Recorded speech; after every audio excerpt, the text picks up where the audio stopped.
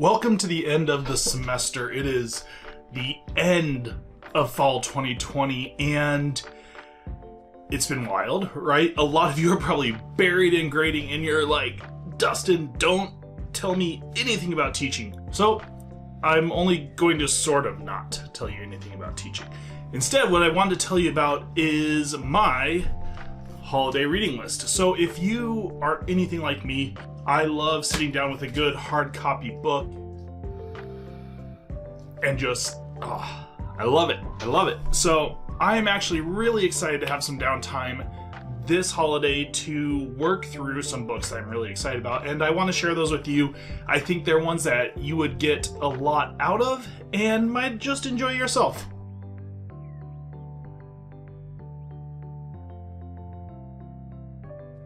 So let's go ahead and dive into these 4 books on my reading list for this holiday season. And if you think I'm going to finish this over the holiday season, you're likely wrong, because I probably won't. I want to. Holy moly. That would be like life before kids and COVID.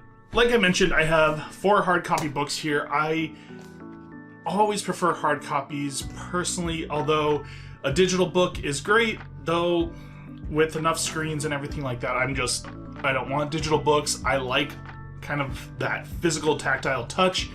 As a dad, I've been listening to a lot of audiobooks, and they've grown on me just for the fact that I could put it in, listen to it for a couple seconds, and then go forward.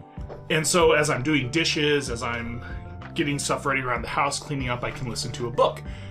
Now, if it is a personal development book, I don't really like it as much. I like to be able to take notes and write and scribble around, but fiction books are great that way. If you like audiobooks and any of these books I'm about to tell you about sound interesting, in the description below I will have a link to a free Audible trial period where you can download one of these books for free, give it a listen, and enjoy a book for free.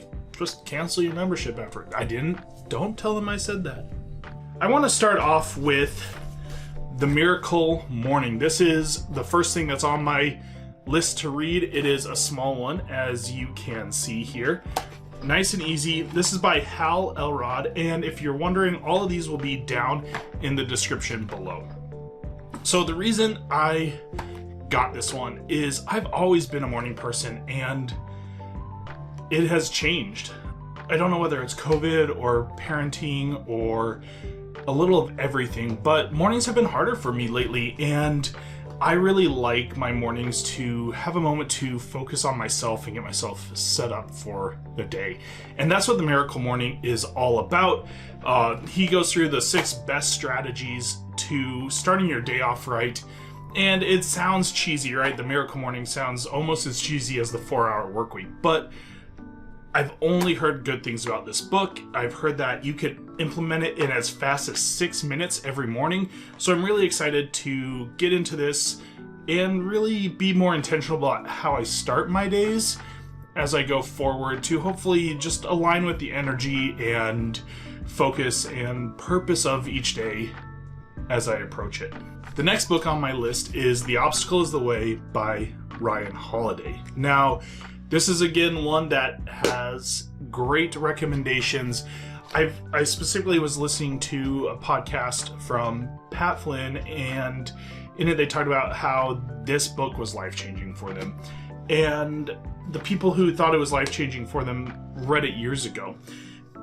And it's called The Obstacle is the Way. It's all about the timeless art of turning trials into triumph. And if there's ever been a time for trials, 2020 has been it. So I felt like this would be a great read to wrap up 2020, focus on all the great things that we could learn and grow and come out of the really hard year that it was, and be optimistic and really just set ourselves up for success in spring. That's why I chose this one. Again, pretty small, nice, easy read. All right, let's deviate a little bit from the self-development books. This big boy. All right, so this is my nerd book of the season, probably year. When I was in high school, I would burn through books this size in like a week or two. Wild, right? So this is The Rhythm of War by Brandon Sanderson, and it is the 4th book in the Stormlight Archive.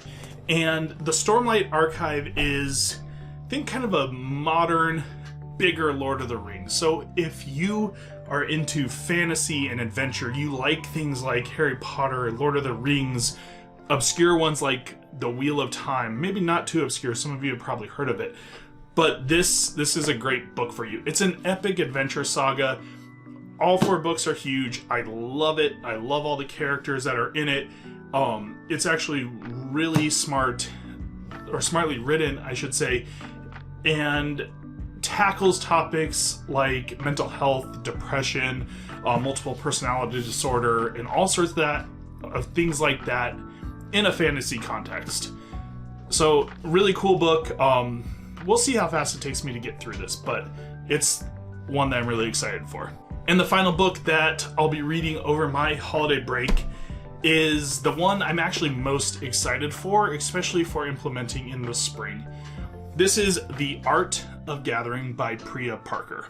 This book, I got turned on to it listening to a podcast by Brene Brown where she actually interviews Priya Parker. And Priya Parker is a conflict resolution expert.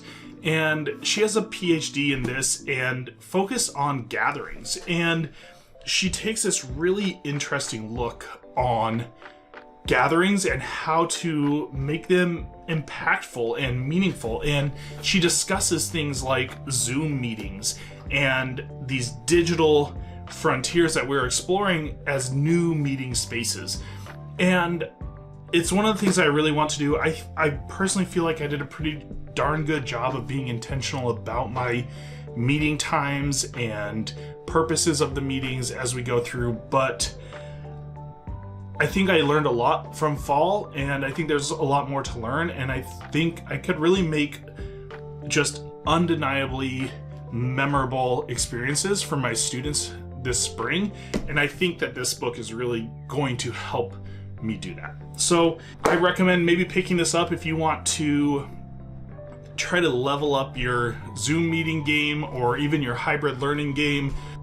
Self-development book, but even things like your family Zoom calls or getting together socially distanced, it's all addressed in this book. So I'm really excited for that one. Those are my 4 books that I hope to read over this break. Really invest in me and pursue things that I'm excited about. And you're probably like, Dustin, 3 of those 4 were work related. Don't tell me about learning.